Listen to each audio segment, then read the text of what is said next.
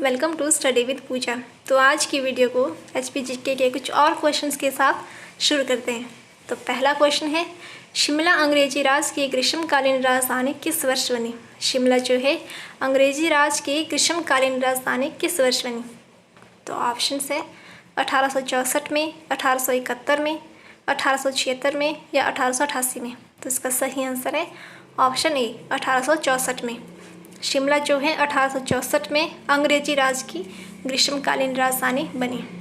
Next है, अमृता शेरगिल कौन थी? जो अमृता शेरगिल है वो कौन थी?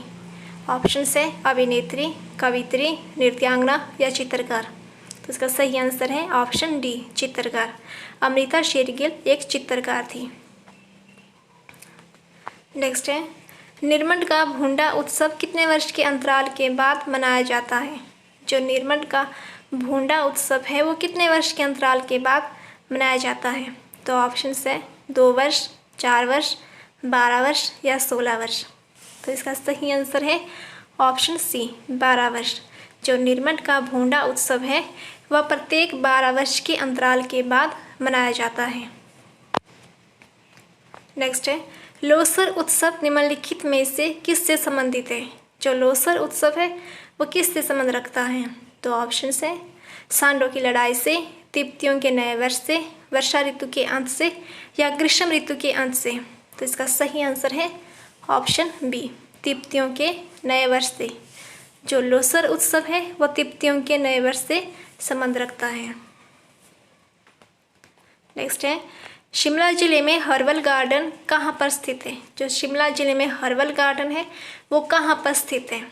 तो ऑप्शन है झडग में, पुडग में, डुमरेडा में या सैंज में। तो इसका सही आंसर है डुमरेडा।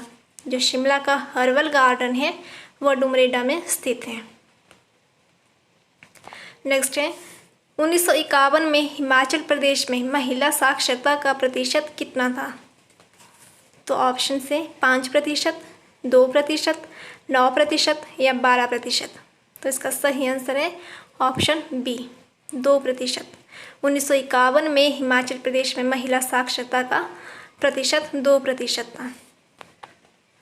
नेक्स्ट है, राजा गदन प्रेम गीत किस राजा द्वारा नोखू गदन से प्रणय याचना को चित्रित करता है? तो ऑप्शन से चंबा के श्री सिंह, कांगड़ा के संसार चंद, नूरपुर के वीर सिंह या जसवंत के मान सिंह। तो इसका सही आंसर है ऑप्शन बी कांगड़ा के संसार चंद।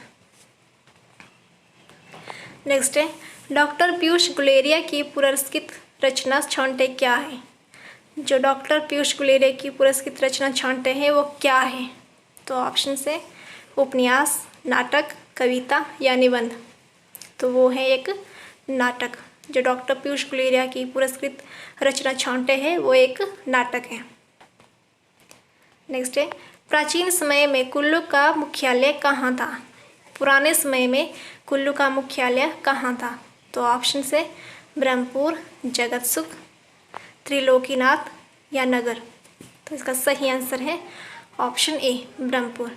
ब्रह्मपुर प्राचीन समय में कुल्लू का मुख्यालय था। नेक्स्ट है, मुलगन घाटी हिमाचल प्रदेश के किस जिले में है? जो मुलगन घाटी है वो हिमाचल प्रदेश के किस जिले में है? तो ऑप्शन है मंडी, चंबा, किन्नौर या शिमला। तो इसका सही आंसर है ऑप्शन सी किन्नौर। मुलगन घाटी हिमाचल प्रदेश के किन्नौर जिले में है। नेक्स्ट है, चंबा में स्थित लक्ष्मी नारायण मंदिर किसने बनवाया? जो चंबा का लक्ष्मी नारायण मंदिर है वो किसने बनवाया? तो ऑप्शन है लक्ष्मी वर्मन, मेरू वर्मन, साहिल वर्मन या ललित वर्मन। तो इसका सही आंसर है ऑप्शन सी साहिल वर्मन। साहिल वर्मन ने चंबा जिले में लक्ष्मी नारायण मंदिर का बनवाया था। नेक्स्ट है, 2011 की जनगणना के अनुसार हिमाचल प्रदेश के किस जिले में महिला साक्षरता की दर सबसे कम थी? किस जिले में सबसे कम थी महिला साक्षरता की दर? तो ऑप्शन है कुल्लू, किन्नौर, चंबा या कांगड़ा। तो इसका सही आंसर है ऑप्शन सी चंबा। 2011 की जनगणना के अनुसार चंबा जिले में महिला साक्षरता की दर सबसे कम थी। नेक्स्ट है, कांगड़ा से गोरखाओं को निष्कासित करने के लिए कांगड़ा के राजा संसार चंद को किससे सहायता लेनी पड़ी थी? तो ऑप्शन से राजा गुलाब सिंह, महाराजा रणजीत सिंह, जनरल जोरावर सिंह या जनरल हरि सिंह नलवा। तो इसका सही आंसर है ऑप्शन बी, महाराजा रणजीत सिंह। कांगड़ा से गोरखाओं को निष्कासित करने के लिए कांगड़ा के राजा संसार चंद को महाराजा रणजीत सिंह से सहायता लेनी पड़ी थी। नेक्स्ट है, कांगड़ा और कुल्लू घाटियाँ किस बड़ी नदी से निर्मित हुई? जो कांगड़ा और कुल्लू की घाटियाँ हैं वो किस बड़ी नदी से निर्मित हुई है? तो ऑप्शन है रावी नदी, ब्यास नदी, चिनाब नदी या पार्वती नदी। तो इसका सही आंसर है ऑप्शन बी, ब्यास नदी। जो कांगड़ा और कुल्लू की घाटियाँ हैं वो ब्यास नदी से निर्मित हुई हैं।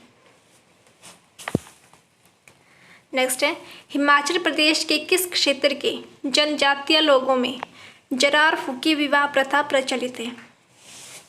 तो ऑप्शन है किन्नौर और लाहौल, शिमला और सिरमौर, कांगड़ा और चंबा या मंडी और कुल्लू।